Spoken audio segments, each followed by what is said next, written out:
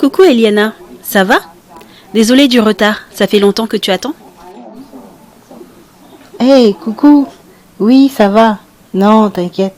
J'en profitais pour vérifier mes mails. Assieds-toi.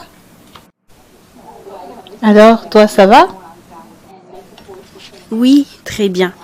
Ça fait du bien d'être en week-end. Et puis hier, je me posais des questions sur le Seigneur et la vie chrétienne et tout. Et tu sais quoi? J'ai ouvert ma Bible et je suis tombée sur le verset qu'il fallait. Pile poil. C'est dingue, non? Oui, c'est magnifique, hein? Dieu parle aussi comme ça. Il est merveilleux. Il connaît nos besoins mieux que nous-mêmes et il répond de la plus belle et souvent inattendue des façons. Alors là, Dieu m'a parlé? Waouh, c'est magnifique. Et oui, quelle grâce, hein? Bonjour belle demoiselle. Vous êtes très en beauté, dis donc. Je vous sers quelque chose? Bonjour, monsieur. Non merci. C'est gentil, j'ai déjà pris 2 cafés. Peut-être tout à l'heure? Très bien. Et vous, charmante demoiselle? Oui, je veux bien un cappuccino, merci. Dis donc, t'as vu le serveur? Il nous draguait, non? Oui, mais ne fais pas attention. Il drague toutes les clientes qu'il croise. Ah bon? Bah dis donc, quel playboy celui-là. C'est clair. En fait, en parlant de garçons, depuis que je te connais, on n'en a jamais vraiment parlé. Mais tu as quelqu'un dans ta vie, toi? Non, non. Je n'ai pas encore trouvé chaussure à mon pied. Et toi? Ah ok. Bon, moi, disons qu'il y a quelqu'un qui s'est déclaré. Ah oui? Et c'est qui? Je le connais? Oui, enfin, je crois. C'est Alex, des ressources humaines au bureau. Alex. Alex, ah oui! Waouh, super, c'est fou! Je ne savais pas qu'il était chrétien. C'est dingue! Et alors, tu l'aimes bien? Oui, enfin, je l'aime bien. Mais non, il n'est pas chrétien. Ah, désolée, je ne voulais pas être indiscrète. Non, t'inquiète. Mais est-ce que le fait qu'il ne soit pas chrétien pose un problème devant Dieu? Eh bien, tu sais, en tant que fille de Dieu, nous appartenons à son royaume. Et Jésus, notre Père, veut que nous nous marions avec un fils de son royaume, tu vois. Dans 2 Corinthiens 6, au verset 14, la parole nous dit « Ne vous mettez pas avec les infidèles sous un joug étranger. Car quel rapport y a-t-il entre la justice et l'iniquité? Ou qu'y a-t-il de commun entre la lumière et les ténèbres? Quel accord y a-t-il entre Christ et Bélial? De plus, le mariage est une chose magnifique. Mais dans 1 Corinthiens 7, au verset 28, l'apôtre Paul nous prévient que le mariage est rempli de tribulations. D'ailleurs, si tu veux, tu pourras lire tout le chapitre 7, ainsi que Éphésiens 5, versets 22 à 33. Il est donc essentiel d'avoir à tes côtés quelqu'un avec qui vous pouvez vous soutenir dans la prière, l'intercession, la parole, pour faire face à tous ces combats. Si ton mari n'est pas chrétien, il ne verra pas l'utilité de toutes ces choses, car vous n'aurez pas la même vision. Tu comprends? Waouh. Je n'avais pas vu les choses comme ça. Heureusement qu'il y a la parole. Ah ça c'est sûr. De plus, le mari est le chef de la femme, et la femme doit lui être soumise. Se marier avec un non-chrétien revient à se marier avec quelqu'un de l'armée adverse. Chacun combat pour son camp, tout en étant ensemble. Pendant que tu voudras servir le Seigneur, il voudra pratiquer les œuvres du monde, car c'est sa nature, pratiquer le péché, car il n'est pas encore né de l'esprit. Tu vois, ce n'est pas simple.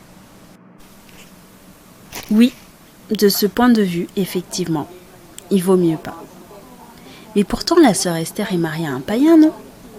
Et ça a l'air d'aller. Tu te souviens l'autre jour quand il est venu la chercher à l'assemblée? Il lui avait apporté un bouquet de fleurs. Ils étaient trop mignons ensemble. Oui, c'est vrai. Et son mari est très gentil. Mais Esther était mariée avec lui avant d'elle-même connaître le Seigneur. Puis elle s'est convertie. Et dans ce cas, la parole nous dit que si le païen accepte de rester avec son conjoint converti, alors ils restent ensemble. Mais crois-moi, ce n'est pas une situation facile, c'est très dur. Mes parents étaient dans ce cas, et beaucoup de témoignages de frères et de sœurs nous expliquent à quel point c'est difficile. Tu dois combattre pour deux et supporter au quotidien de voir ton mari faire des choses que tu sais être mal, et lui ne le comprendra pas. Et quand bien même il serait le meilleur des maris, ce ne doit pas être facile de voir la personne que l'on aime se perdre et prendre le chemin de l'enfer. C'est vrai, ça doit pas être facile.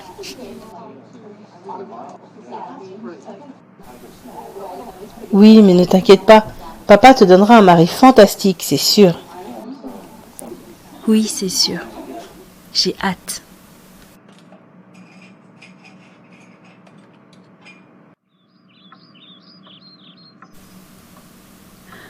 Oh là là, qu'est-ce que je dois faire? Je ne peux pas annuler maintenant. Je suis obligée d'y aller. Je n'ai même pas osé dire à Eliana que nous avions rendez-vous ce soir. Seigneur, je sais déjà que je dois me sanctifier, ne pas avoir de relations sexuelles avant le mariage. Je connais mes limites. Je ne vais pas les enfreindre. Mais Seigneur, je sais aussi que tu aimes Alex et que ton désir est qu'il soit sauvé. Alors peut-être que si je suis un bon témoignage, comme l'a été Eliana pour moi, et si je lui parle de toi, j'arriverai à le convertir. Et dans ce cas-là, nous pourrons continuer notre relation. Ouais, je vais faire ça. Et comme ça, tout ira bien. C'est lui. Bonsoir Alex. Bonsoir Abby. Waouh, tu es vraiment très en beauté ce soir. Merci, c'est gentil. Toi aussi, tu es très élégant, comme toujours. Merci beaucoup. On y va? Je t'ai réservé une surprise. C'est très joli ici. Oui, moi aussi j'aime beaucoup cet endroit. Ah oui? Tu viens souvent ici en bonne compagnie, je suppose. Ah. Ben, oui, je viens de temps en temps quoi. Mais, enfin j'aime bien venir ici manger, la cuisine est très bonne. Voyons voir ce qu'on va commander d'ailleurs. Ok. C'était une bonne idée de se promener après ce bon repas. Oui, et puis il fait bon, profitons-en. Tu as vu toutes ces étoiles ce soir? Oui, c'est magnifique. Les étoiles, le ciel, la nature, tout nous rappelle la grandeur de Dieu. Tu ne trouves pas? Eh bien, oui c'est magnifique, mais je ne crois pas vraiment en Dieu, tu vois. Ah oui? Mais enfin, c'est dommage. Pourquoi? Eh bien, c'est que... Enfin, je t'aime bien, mais moi je crois en Jésus. Je lui ai dédié ma vie, tu vois, et je crois. Enfin, j'ai peur que si nous n'avons pas la même foi, ça ne fonctionne pas nous deux. Tu comprends? Ben, je vois pas pourquoi. Je veux dire, qu'est-ce que ça change? Il y a des choses que par amour pour mon Dieu, je ne veux plus et je ne peux plus faire. Dans la vie que je menais avant, je faisais un petit peu tout comme je voulais, comme je l'entendais. J'avais par exemple un problème d'alcoolémie. Je buvais beaucoup, notamment lors de soirées. Mais c'est vrai que je buvais aussi à la maison. Il y a des relations que j'ai accepté d'abandonner pour ne plus me retrouver dans la compromission. Et en parlant de relations, justement, il y a des choses qui ne sont plus possibles dans mes relations amoureuses. Et il y a notamment le sujet des relations sexuelles hors mariage. Ok, ah ouais quand même. Ben on va s'adapter, c'est pas grave. On trouvera des compromis. J'ai vraiment envie d'être avec toi. Bon, je suppose qu'on peut se donner une chance.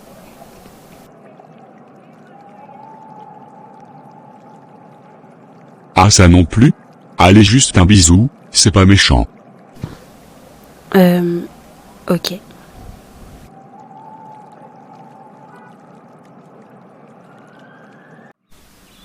Bon, ça s'est plutôt bien passé. Et il a accepté mes choix, alors c'est cool. Et puis il faut faire des compromis dans un couple après tout. Je ne voulais pas l'embrasser, mais bon, je ne crois pas que ce soit mal. S'il faut ça pour l'emmener à Christ. Il est trop chou.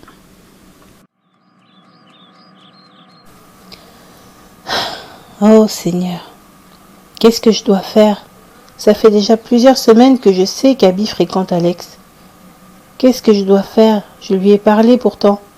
Bon, après elle fait ce qu'elle veut, je suis pas sa mère après tout. Mais je m'inquiète pour elle.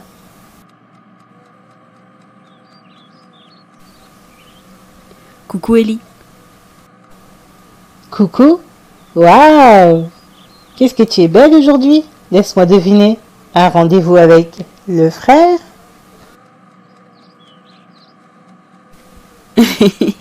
Merci ma sista. Oui, il m'a invité à sortir. Aujourd'hui on va se balader en ville et boire un verre. Mais toi, tu n'as pas l'air bien par contre. Oh rien. Enfin, c'est Abby. Ça fait des semaines que je sais qu'elle sort avec Alex, un gars du boulot. Mais elle ne m'a toujours rien dit. Et on en avait parlé pourtant. Je l'avais prévenue sur le fait de sortir avec quelqu'un qui n'est pas converti pouvait être dangereux pour elle. Mais je crois qu'elle ne m'a pas écouté. Je sais pas trop quoi faire, je m'inquiète pour elle, mais je ne peux pas lui interdire de sortir avec lui. Elle est assez grande pour faire ses propres choix après tout. Ah, tu sais, tu as déjà parlé. Alors il n'y a pas grand-chose à faire à part prier que tout se passe bien pour elle, qu'il ne lui arrive rien de mal et qu'elle ne tombe pas dans le péché.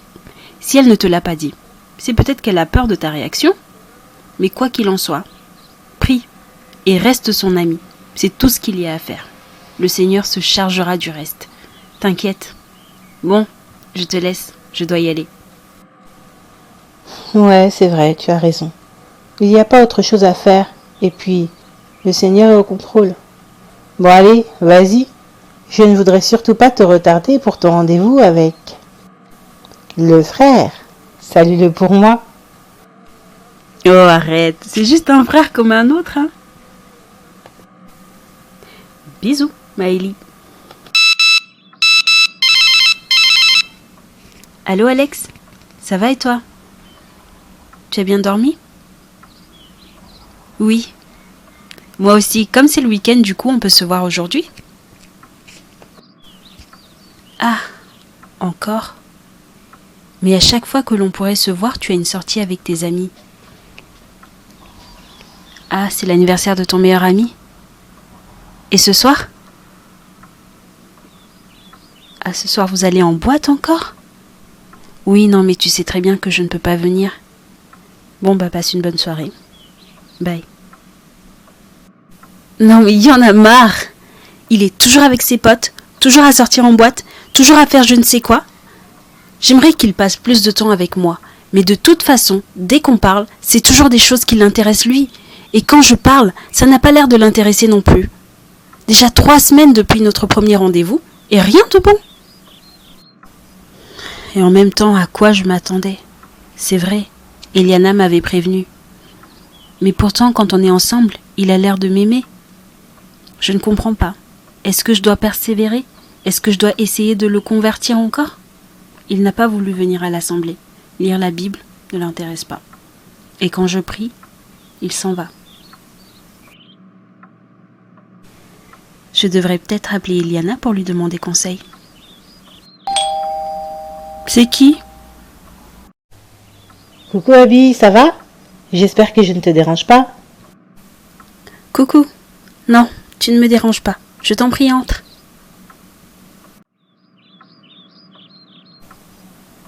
Alors, quoi de neuf? Ça fait un moment qu'on n'a pas eu l'occasion de se voir. Oui, c'est vrai.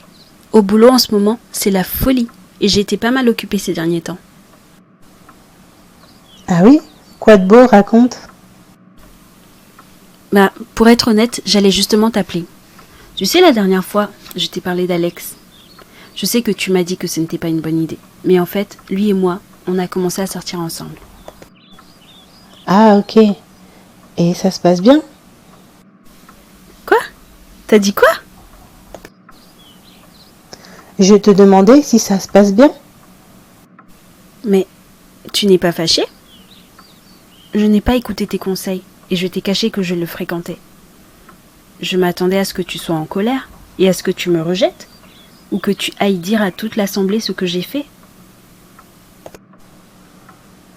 Pourquoi veux-tu que je me fâche? Je t'ai donné un conseil, selon la parole, parce que je t'aime et que je veux ton bien. Mais je ne peux pas t'obliger à faire ou ne pas faire quelque chose. C'est le Saint-Esprit qui convainc, pas moi. En attendant, je reste ta sœur, et je suis là pour toi. J'étais au courant pour Alex et toi. Tu sais, le Seigneur parle. Et aussi, Alex n'est pas très discret. J'avoue que j'ai été un peu contrariée que tu me le caches, mais si tu pensais que j'allais te rejeter, alors je comprends maintenant. Mais sache que la communion fraternelle est un lien fort, qui ne doit pas être rompu lorsque l'un chute, mais au contraire, il doit servir à le relever. Oui, c'est vrai. Tu as raison, et je te demande pardon. Pour répondre à ta question, ça ne se passe pas si bien que je l'aurais souhaité. En fait, je pensais que j'allais pouvoir le convertir, mais il ne veut rien savoir de Dieu. Il dit qu'il respecte ma foi, mais que lui ne croit pas. Ah oui, je vois. Mais vous avez sûrement plein de points communs, non? Il y a certaines choses que oui, et je croyais que ça suffirait parce que je l'aime bien. Et il a l'air de bien m'aimer aussi. Mais au final, je constate que ses conversations tournent autour de ce qu'il aime. Et on n'en parle jamais. Mais moi, ce que j'aime le plus, c'est Jésus. Et quand j'en parlais au début, il m'écoutait poliment. Mais ensuite, j'ai vite arrêté, car j'ai constaté qu'il ne m'écoutait pas vraiment. Et puis, il est tout le temps en boîte, ou en soirée avec ses potes. Et quand il est avec eux, il a un langage grossier. Il regarde des films bizarres, et je sais que ses amis lui présentent d'autres filles, et ça m'énerve. Ah bon? Pourquoi ça t'énerve? Quoi? Mais parce que c'est pas bien. Il est toujours en boîte à écouter de la musique mondaine, entouré de filles dénudées, avec des mauvaises compagnies. J'ai beau lui expliquer que ce n'est pas bon pour lui, mais il n'arrête pas. En plus, il n'a pas arrêté d'essayer de me faire des avances. Pourtant, il a dit qu'il acceptait d'attendre le mariage. J'en ai marre. Bah, en même temps, c'est normal. C'est sa nature. Sa nature? Abby, tu as déjà oublié qu'il y a encore quelque temps, c'était normal pour toi d'aller en boîte, de te saouler, de sortir avec des hommes. Et pour moi aussi, c'était normal. Parce que nous n'étions pas encore nés de nouveau. Maintenant, il nous paraît évident que ces choses ne sont pas bonnes, car le Saint-Esprit en nous nous en a convaincus. Et notre désir est de plaire à Jésus. Mais Alex ne peut pas comprendre pour l'instant, tu vois? Oh, mais oui. Qu'est-ce que je suis bête. J'ai cru qu'à force de paroles et d'avertissements, j'allais le convaincre. N'importe quoi, moi. J'en suis venue à avoir honte de parler de Jésus et à ne plus aller à l'assemblée à cause d'un homme. Tu te rends compte? J'ai honte de moi. Mais dis-moi, quand il te faisait des avances, est-ce que par hasard, il t'est arrivé de céder? Bah non. Enfin, j'ai juste accepté de l'embrasser, car je ne voulais pas le rebuter, tu vois. Il avait déjà accepté qu'il n'y ait pas de sexe avant le mariage, alors je me suis dit qu'un baiser c'était pas bien méchant. Mais en faisant cela, tu as péché, car ce baiser est impudique, car hors mariage. Et puis tu ne dois jamais accepter de te compromettre pour qui que ce soit. Soit il prend tout, soit il laisse tout. Tu es une nouvelle créature. Tu ne dois pas te renier toi-même par peur que les autres te rejettent. Le Seigneur nous dit dans Luc 9 au verset 26, « Car quiconque aura honte de moi et de mes paroles, le Fils de l'homme aura honte de lui, quand il reviendra dans sa gloire et dans celle du Père et des saints anges. » J'ai honte de moi, tellement honte. Pardon Jésus, pardonne-moi je t'en supplie. Pardon de t'avoir renié. Pardon d'avoir pratiqué l'impudicité. Pardon de ne pas avoir obéi à ta parole. Ça va aller, ma sœur. Le Seigneur est fidèle et juste pour te pardonner et te purifier de toute iniquité. Mais... Enfin, tu es sûr qu'il va me pardonner? Ce que j'ai fait est tellement horrible. J'ai tellement honte. La parole ne ment pas, Abby. Le Seigneur ne peut se renier lui-même. Peu importe ton acte, si tu te repens sincèrement, il te pardonne. Amen. Mais je suis tellement désolée. Et puis franchement, ça ne fait que 3 semaines et je suis fatiguée de cette relation. J'ai voulu arrêter dès le début, mais j'essayais de me convaincre que c'était la volonté du Seigneur, que je reste avec lui pour qu'il se donne au Seigneur. Genre une mission d'évangélisation, tu vois. Et puis aussi, il est beau gosse. Mais je vais arrêter. C'est mieux pour nous deux. Gloire au Seigneur.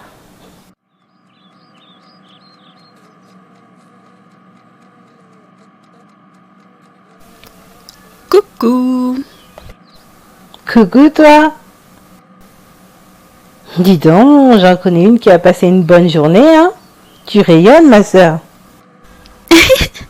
Oui, c'était super. On s'est promené, on a parlé de tout et de rien, on a partagé sur la parole, parlé de notre amour pour Jésus, on a ri. On se comprend vraiment. C'était magnifique. Waouh, c'est merveilleux. Je suis heureuse pour toi, ma sœur. Tu mérites d'être heureuse.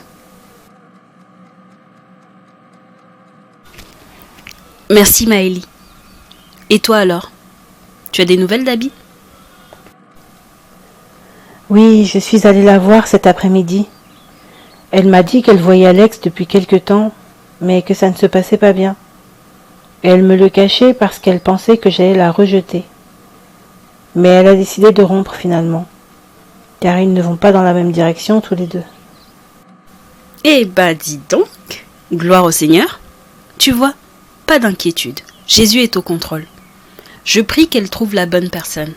Le Seigneur a quelqu'un pour elle aussi. Si elle patiente, ça va aller. Mais dis donc. Et toi alors? J'ai cru comprendre qu'il y avait quelqu'un qui faisait chavirer ton cœur, non?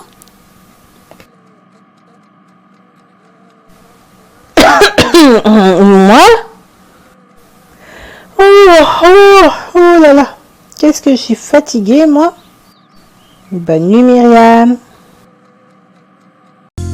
Et je dis Seigneur, crée en moi un cœur pur, renouvelle en moi un esprit bien disposé. Fais-nous grâce, Seigneur. Fais-nous grâce, Père. Non pas à nous, Jésus, mais qu'à ton nom donne gloire, Seigneur.